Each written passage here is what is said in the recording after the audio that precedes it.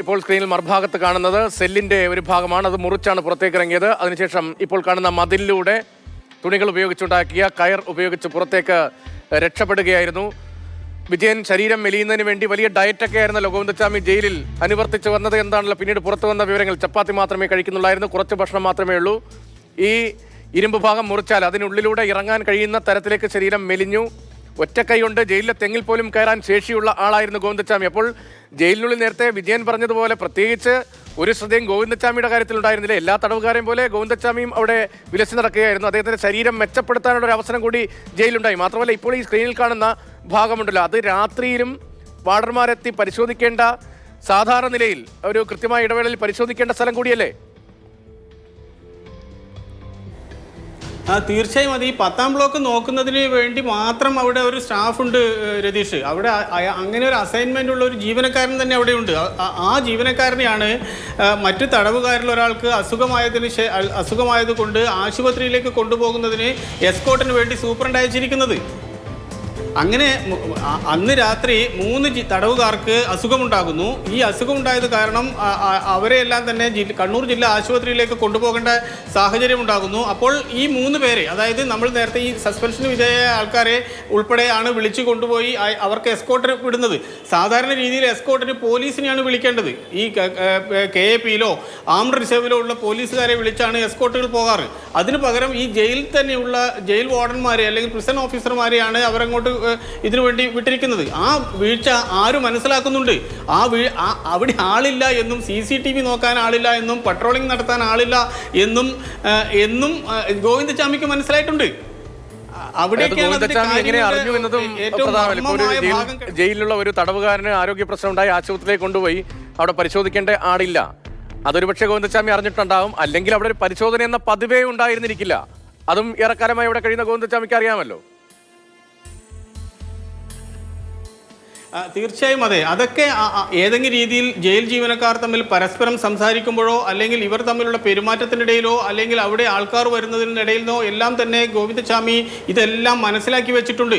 അത് നമ്മൾ നേരത്തെ പറഞ്ഞതുപോലെ ഇത് 1-2 ദിവസത്തെ ഒരു ആസൂത്രണമല്ല. അതുകൊണ്ട് തന്നെ ഒരു ലക്ഷ്യം മുന്നിൽ കണ്ട് അതിനു വേണ്ടിയുള്ള തയ്യാറെടുപ്പുകൾ നടത്തുന്നതിൻ്റെ ഭാഗമായിട്ടായിരുന്നു ഗോവിന്ദച്ചാമി അതായത് ശരീരം മെലിയിക്കുന്നതിന് വേണ്ടി, കാർബോഹൈഡ്രേറ്റ് കുറക്കുന്നതിന് വേണ്ടിയുള്ള ശ്രമങ്ങൾ നടത്തിയത്. അവിടെ മട്ടൺ കിട്ടിയില്ല എന്ന് പറഞ്ഞ് കലാപമുണ്ടാക്കുകയും പ്ലേറ്റ് എടുത്ത് ജയിൽ ജീവനക്കാരനെ എറിയുകയും പരിക്കേൽക്കുകയും ചെയ്ത സംഭവം ഉണ്ടായിട്ടുണ്ട്.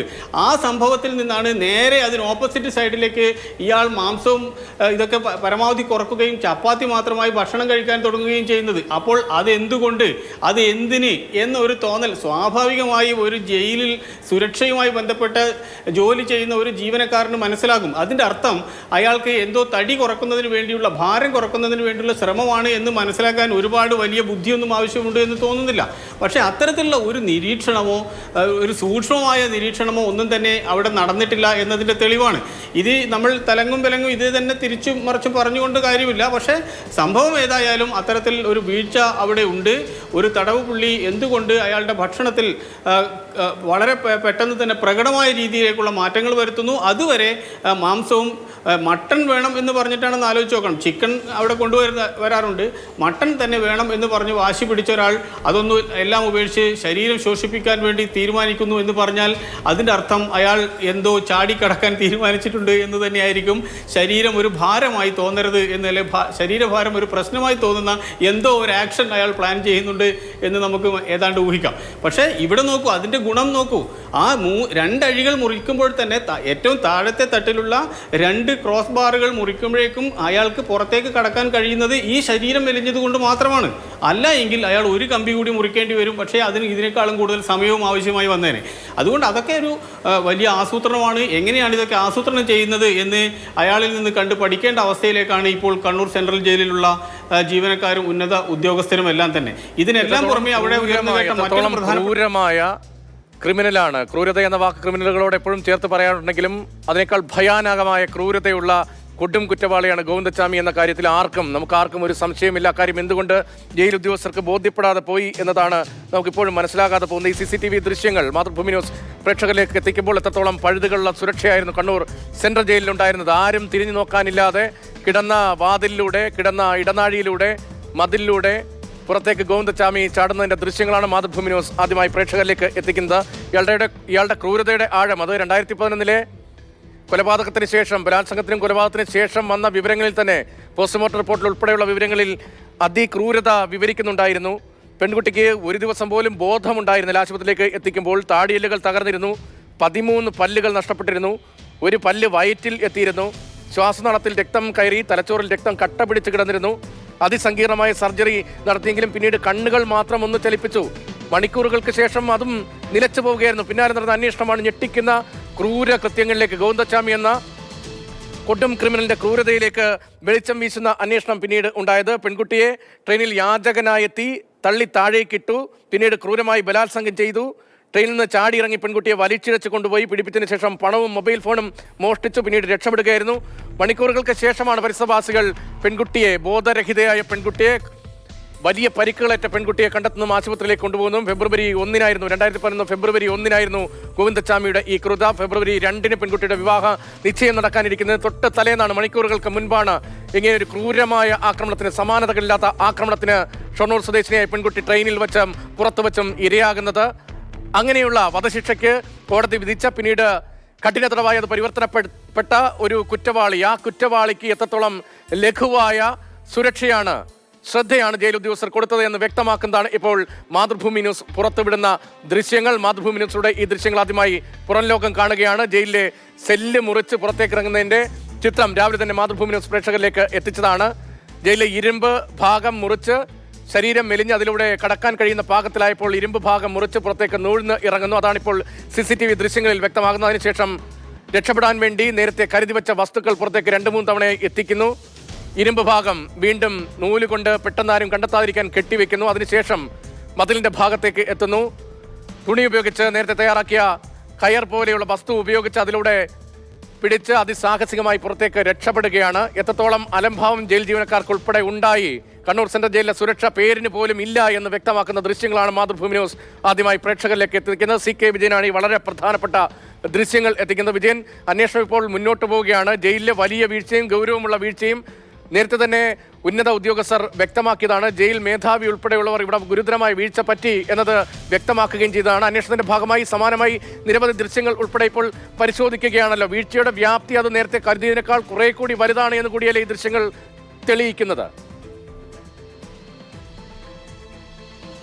തീർച്ചയായും അതെ. കാരണം ഈ ഗോവിന്ദച്ചാമിയുടെ ജയിൽ ചാട്ടം ഒരുപക്ഷെ കണ്ണൂർ സെൻട്രൽ ജയിലിൻ്റെ സമൂലമായ മാറ്റത്തിലേക്ക് നയിക്കും എന്നാണ് നമ്മൾക്ക് തോന്നുന്നത്.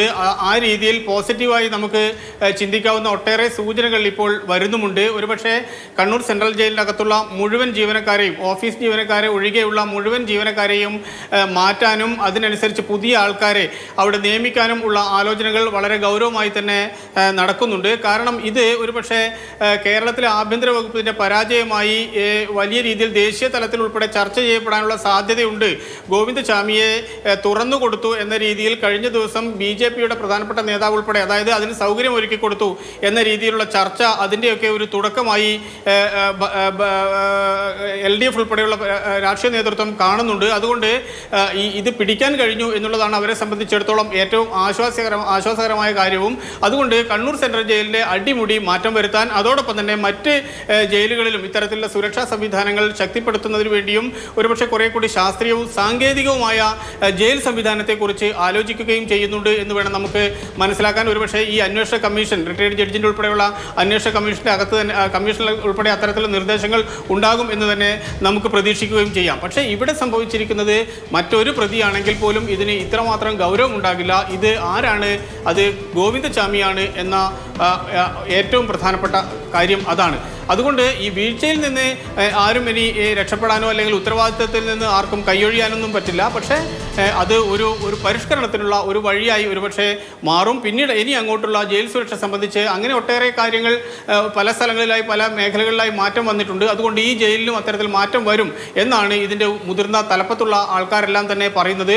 ഒരു കാലത്ത് കണ്ണൂർ സെൻട്രൽ ജയിലിനകത്ത് ആയുധങ്ങളും മറ്റും കിട്ടുകയും പിന്നീട് മദ്യം, ഇപ്പോൾ കഴിഞ്ഞ ദിവസം പറഞ്ഞിരിക്കുന്നത് ഈ സ്ഥലത്തേക്ക് മദ്യക്കുപ്പികൾ എറിയുന്നു, ബീറിന്റെ കുപ്പികളൊക്കെ എറിയാൻ വളരെ എളുപ്പമാണ് എന്നാണ്. അതായത് ഈ പുറത്തേക്ക് തൂങ്ങിക്കിടക്കുന്ന ദൃശ്യം നമ്മൾ ആദ്യം കൊടുത്ത ആ ദിവസം, ജയിൽ ചാടിയ ദിവസം കണ്ട ആ ഭാഗമുണ്ടല്ലോ, അതായത് ആകാശവാണി കഴിഞ്ഞ് തൊട്ടടുത്ത് ഒരു ഒഴിഞ്ഞ ജയിലിന്റെ വളപ്പ്, അത് കഴിഞ്ഞ് ഈ ജയിലിന്റെ കോമ്പൗണ്ട് വാൾ, ആ ഭാഗത്ത് നിന്ന് നേരെ ആ ഒഴിഞ്ഞ സ്ഥലത്തേക്ക് കടന്നാൽ അവിടെ നിന്ന് ഈ ജയിലിലേക്ക് സാധനങ്ങൾ എറിഞ്ഞു കൊടുക്കാം. അവിടെ CCTV ഇല്ല, അവിടെ നിലത്ത് വീഴുന്നത് എടുക്കാൻ വേണ്ടി ആൾക്കാരുണ്ട്, അവിടെ ഇരുട്ടാണ് എന്ന് വരെ പറയുന്നുണ്ട്. ഇപ്പോൾ ജയിലിൻ്റെ അകത്തുള്ള ചില ജീവനക്കാർ നമ്മൾ വിളിക്കുമ്പോൾ അവിടെ വേണ്ടത്ര വെളിച്ചം പോലും ഇല്ല എന്നുള്ളത്. ഒരു ബൾബ് മാറ്റാനോ അവിടെ ഒരു ഇലക്ട്രിഫിക്കേഷൻ നടത്താനോ വലിയ പ്രയാസമുള്ള കാലമല്ല ഇത്. പക്ഷെ അതുപോലും അവിടെ ഇല്ല. ഇതെല്ലാം തന്നെ ഏറ്റവും നന്നായി ഇവർക്കറിയാം. സൗകര്യം അതിനനുസരിച്ച് അവിടെ ഒരുക്കി കൊടുത്തിട്ടുണ്ട്. തടവുകാർ പരസ്പരം തല്ലിയാൽ, ഏറ്റുമുട്ടിയാൽ, മുറിവേറ്റാൽ അവിടെ കേസെടുക്കാറില്ല. കാരണം ഇവരെല്ലാം തന്നെ പുറത്തിറങ്ങി വീഴ്ചകൾ അക്കമിട്ട് നിരത്തപ്പെടുകയാണ്.